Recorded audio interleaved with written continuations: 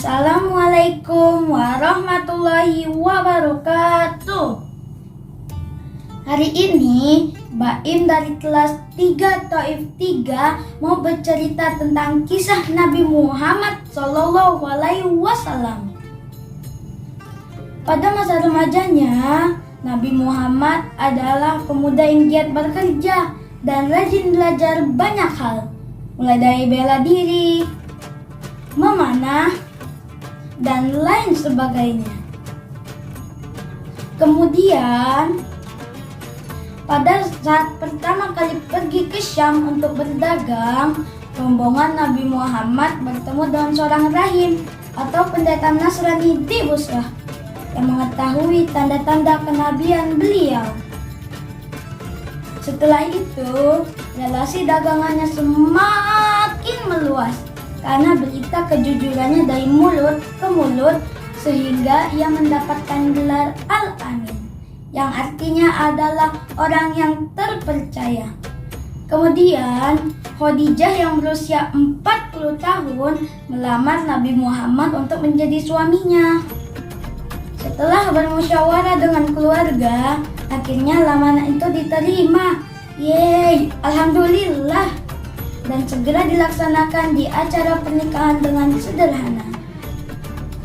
Acara pernikahan sederhana itu dikaruniai 6 orang anak yang terdiri dari 2 anak laki-laki yang bernama Al-Qasim dan Abdullah, dan 4 anak perempuan yang bernama Zainab, Ruqayyah, Ummu Kalsum, dan Fatimah. Kedua anak lelakinya meninggal saat masih kecil. Nabi Muhammad tidak pernah menikah lagi sampai Khadijah meninggal saat beliau 50 tahun. Dalam kehidupan rumah tangganya, Nabi Muhammad tidak pernah menyakiti hati istrinya. Dan sebaliknya, Khadijah pun ikhlas menyerahkan segalanya kepada suaminya. Nyanyi dikit yuk.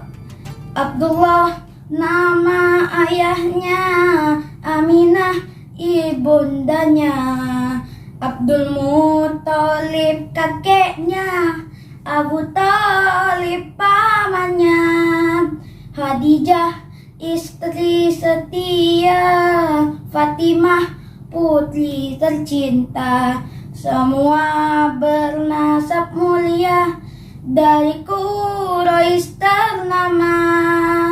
Inilah kisah sang Rasul yang penuh suka duka, yang penuh suka duka.